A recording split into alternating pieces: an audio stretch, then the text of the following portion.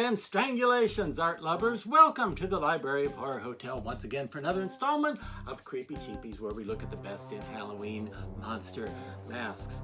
Now, today's mask has a long backstory, but I'm going to try not to let it take as long as some of them did in the past. But anyway, I read some disparaging remarks online before this mask was released, and I thought, oh really, it didn't turn out to be a nice mask? Oh, it's too bad. I thought it would make a great one, but I read some unkind remarks about it.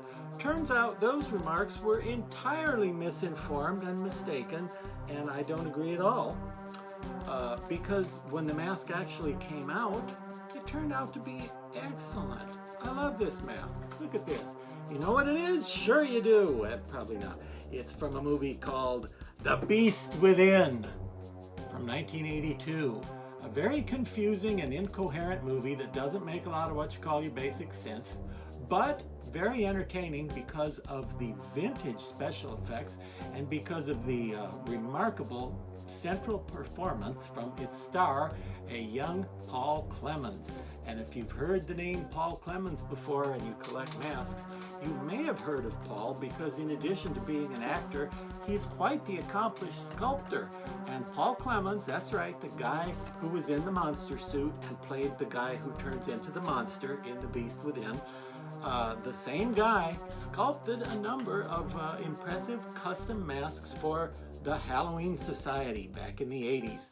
And those were just limited runs of like 10 or 12 or 13 masks, and Paul did the sculptures. So, you know, multi-talented Paul. And the movie The Beast Within does have a good cast of character actors who are supporting parts being played by people you've seen on old TV and old movies, and good solid people.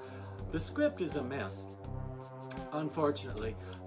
The story goes that there was a novel being written, but the guy didn't finish the novel by the time the studio wanted to make the movie, so they kind of had to make some of it up.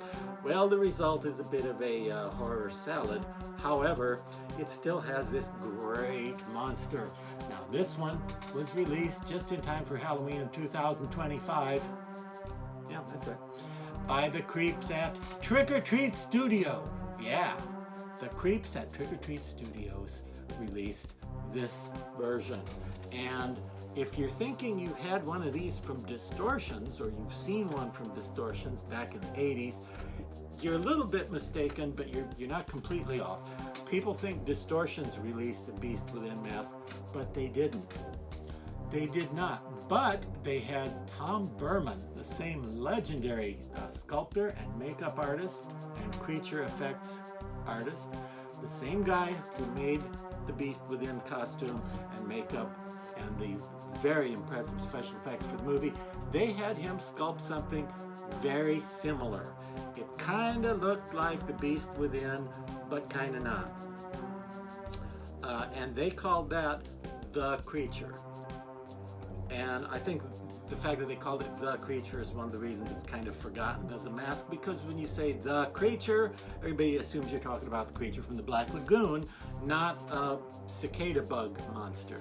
And yeah, he's kind of a cicada bug monster, although he looks more like a rotten potato monster. I don't know how that happened, but the way you can tell them apart, the one called The Creature that was released by Distortions looks a lot like this guy in his shape and proportions, and his anatomical structure is basically the same, but he doesn't look mean and feisty and angry and like, you know, like, you want a piece of me? Let's do this, bring it.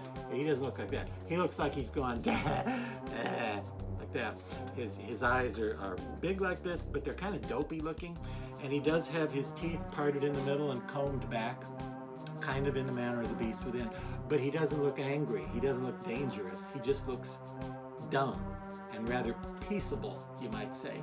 And an interesting difference in the paint schemes is that the one made for Distortions, called The Creature by Tom Berman, was green on the back. The back of the head was airbrushed green, and it was a nice effect. It really gave him an unwholesome look, and it was certainly unusual for back then.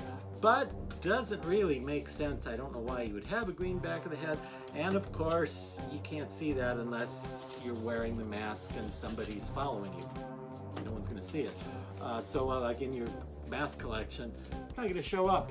But there have been several stunt masks from The Beast Within that have been passed around in collections over the years since the movie. And the movie, again, I know, doesn't make any sense, but it's a fun watch today because of, not only because of Paul Clemens' pretty intense performance, but the amazing special makeup effects. This is from the era of movies like The Howling and John Carpenter's The Thing and American Werewolf in London, where there were all sorts of special effects and makeup breakthroughs going on.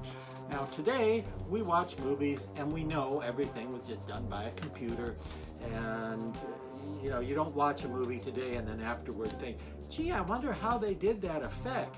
Well, no, you know, they told the AI or the CGI, make me a scene of a man falling off a building, there we go, and they did it that way, and they customized it until it fit. But considering even I've gotten pretty good with using those technologies with no training and no background, and coming into it knowing nothing about it, I can't imagine how easy it must be for people who are properly trained in it to get anywhere with AI.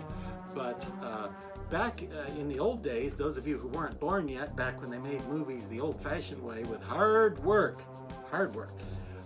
you would watch a movie like this, and afterwards you'd be thinking, man, how did they do that? It was the age of effects like bladder effects, which bladders, if you don't know, are like little tiny balloons, and they would have a little tiny hose and something somebody could squeeze on the end, and the air would cause the bladder to puff up. And you see those effects in movies like The Howling, An American Werewolf in London, and a few others. I believe Fright Night, maybe Evil Dead 2. Anyway, bladder effects were big in the 80s, but wow, I don't know if any movie took it farther than The Beast Within. And I know he doesn't look like a cicada bug, but that's kind of part of the mythology. The mythology doesn't make much sense. I think it was actually written in a way that did make sense, but the finished movie, things were cut and things were missing, and it's a little incoherent, and it's kind of a combination of ghost and demon possession and reincarnation and cicada bugs. You know. Anyway, look at the great mask. The stunt masks that have circulated in collections over the years were a little different, but very, very close. This one was sculpted, how do we know? It says on the back here, sculpted by, well, no it doesn't. It says developed by Justin Mabry and Alexander Ray. So I believe Alexander Ray was the sculptor and Justin sort of supervised to make sure it had the right look. What a great mask! How can you not like a monster like this? A great 80s crazy-eyed monster from the 1980s, and he sells for, how much you sell for? 60 bucks? 60 bucks! Not bad. Yeah. Are you always 60 bucks? Sometimes you're more than that. Okay, well, if you can score one for 60 bucks, grab it. He's got a great color scheme, a nice paint job. I did not do anything to upgrade or enhance or further customize this one. He looks this good right out of the bag. But again, today's movies, you don't wonder how they did this. This movie, watch it and you see they went nuts with the special effects. There are so many things going on in his transformation. And you know, today you don't watch movies and wonder that. Today it would be like, you know, nobody reads a comic book and thinks, gee, how did they make it look like Superman was flying through the air? No, the illustrator drew it that way. That's what, well, it's kind of that way with today's movies. Everything was done with computer. But back then, they staged this stuff in reality, in 3 dimensions, right in front of the camera, and it had to look good. And that's why a lot of us are so impressed with movies of that era. There were actually actors and actual props and actual vehicles and makeup effects and weird puppety constructions made for those movies that stood in front of the camera and were photographed, much like I'm being photographed by whatever device is in front of me right now. You see, you don't know because you can't see it. Anyway, I highly recommend A Beast Within. As for what you wear with him, well, in the movie, he's a human who turns into this, so he's in sort of like pajamas. And as a matter of fact, when I lived in LA, we had a bit of fun with the skin. There was this prop dead body that's supposed to look like the skin of the guy who turns into the Beast Within. Since he was obviously within, the skin is left behind and it looks like a dead body, and we had a bit of fun with it. The police had less fun with it, but we had a bit of fun with it. Anyway, that's another story for another night. But the Beast Within mask from Trick or Treat is actually the first licensed mask of this character ever produced. So if somebody tells you they have an old Beast Within mask, it's either an original stunt mask sculpted for the movie from one of the original molds, that is, or it's a Distortion's The Creature, who you can tell from this guy because he doesn't look mean and nasty like that. He looks kind of derpy. All right, so recommend you check out the movie just to see the incredible effects and to see Paul Clemens in it if you haven't seen the movie already. And I highly recommend the mask.